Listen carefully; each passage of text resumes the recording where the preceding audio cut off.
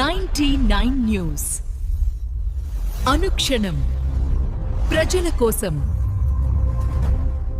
నమస్కారం. 99 న్యూస్ కి స్వాగతం. ఎమ్మెల్సీ కోదండరాంని అన్ని సంఘాలతో కలిసి ఏదైతే ఉద్యమకారుల కమిటీ గురించి, అదే విధంగా ఉద్యమకారుల హక్కుల గురించి ఈ ప్రభుత్వం ఉద్యమకారులకు ఇచ్చిన మాట కమిటీ ఇప్పటి వరకు వేయబోతున్నారు అనే విషయాన్ని కోదండరాంని అడిగి తెలుసుకున్నారు. వారు కూడా మాకు అందరికీ సానుకూలంగా త్వరలో కమిటీ వేయబోతున్నట్లు వారు తెలిపారు అని ఉద్యమకారుల జేఏసీ రాష్ట్ర చైర్మన్ భోగి పద్మ పేర్కొన్నారు.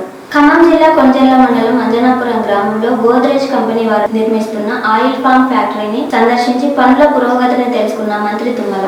ఫ్యాక్టరీని వచ్చే నెలాఖరు వరకు రైతులకు అందుబాటులోకి తెచ్చే విధంగా ఆదేశాలు ఇచ్చిన మంత్రి తుమ్మల.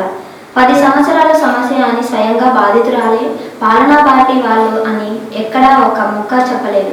మహిళ చెప్పింది పోలీసులే నన్ను చంపేస్తారు అంటుంటే, కానీ సినిమా యాక్టర్ మాత్రం 10 సార్లు వైఎస్ఆర్సీపీ పార్టీ అంటున్నాడు. పోనీ ఇప్పుడు ఉప ముఖ్యమంత్రిగా ఉన్నారు, పక్కనే అధికారులు ఉన్నారు, వాళ్ళ దగ్గరికి రిపోర్టులు ఉంటాయి, తెప్పించి ఎవరు కబ్జా చేశారు అని తెలుసుకోవచ్చు కదా. ఆ బాధితురాలు స్పష్టంగా చెబుతుంది 10 ఏళ్ల నుండి అని. అంటే 2015 నుండి ఆ సమస్య ఉంది. మరి అప్పుడు మీరు చంద్రబాబు కలిసే ఉన్నారు కదా, పవన్ కళ్యాణ్, మరి అప్పటి మీ కూటమిలో పరిష్కారం కాలేదు అనే విషయం కూడా చెప్పాలి కదా. కేవలం వైసీపీ పార్టీ గురించి మా కష్టంతోనే అర్థం అవుతుంది మీ కపట కుటీల రాజకీయం.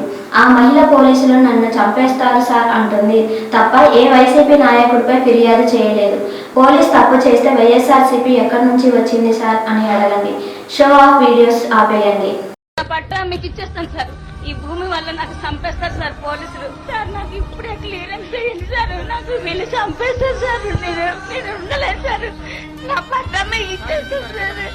మీరు ఎంతకాలం జరుగుతున్నాయి కూడా 15 నుంచి కదా. మరి పోయిన ప్రభుత్వంలో మీరు ఎప్పుడు ఇలా ఇంత ధైర్యంగా రాగలిగారా కదా? మీరు ఇందాక రోడ్డు మీద అడిగితేనే కదా మిమ్మల్ని ఇక్కడ కూర్చోబెట్టాను.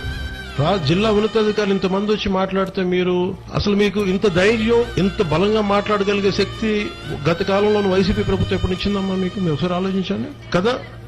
మరి కదా వినండి మరి వినాలి కదా. ఇంతమంది ఉన్నతాధికారులు ఇస్తున్నారు కదా మీ అందరికీ మాట. అసలు వైసీపీ పాలనలో మీకు ఎప్పుడన్నా సరే, మొన్న కూడా మన అరకు గాని పాడేరు గాని ఎమ్మెల్యేస్ వైసీపీ ప్రభుత్వాలే కదమ్మా, ఎమ్మెల్యే కూడా రాలేదు కదా. మీరు ఇంత ధైర్యంగా చెప్పుకోగలరా? ఇంత బాధను వ్యక్తపరచగలరా? మేము ఇంతమంది భరోసా. ఖమ్మం జిల్లా సత్తుపల్లి మండలం సదాశివునిపాలెం రైతు వేదిక వద్ద జక్కంపూడి వెంకటలక్ష్మికి చెందిన కిరాణా కొట్టు హోటల్ గ్యాస్ సిలిండర్ లీక్ అయి మంటలు వ్యాపించి అగ్ని ప్రమాదం చోటు చేసుకుంది. ఈ ఘటనలో బడ్డీ కొట్టు దానిలో ఉన్న కిరాణా సరుకులు, హోటల్ సామాగ్రి పూర్తిగా కాలిపోయాయి.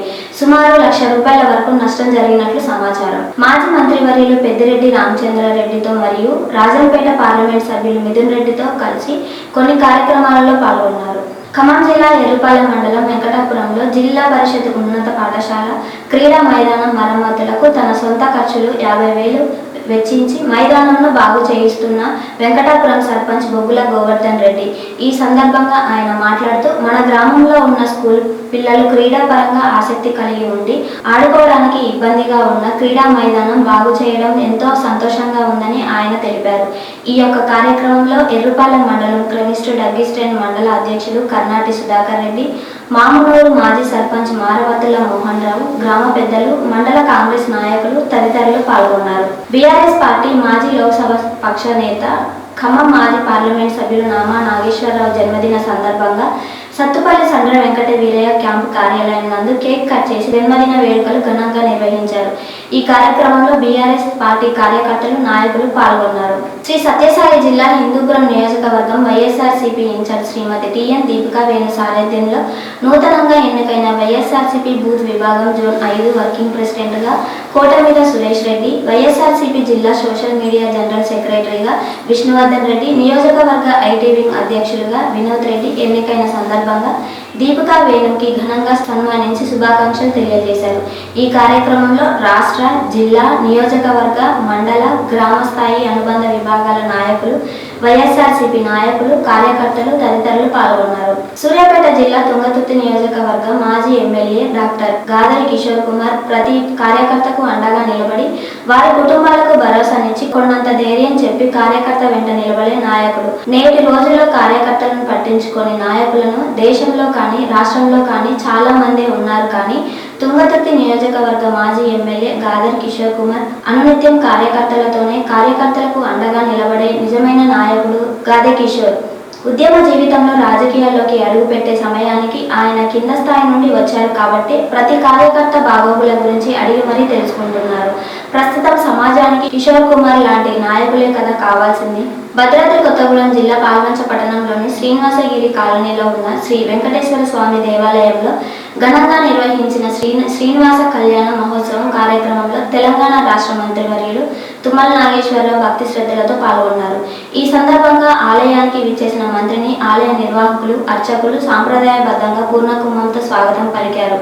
మంత్రి శ్రీ వెంకటేశ్వర స్వామి వారిని దర్శించుకొని ప్రత్యేక పూజలు నిర్వహించి స్వామివారి ఆశీస్సులు పొందారు. అనంతరం నిర్వహించిన శ్రీనివాస కళ్యాణ మహోత్సవంలో పాల్గొని భక్తులతో కలిసి కార్యక్రమాన్ని భక్తి పరవశంతో వీక్షించారు.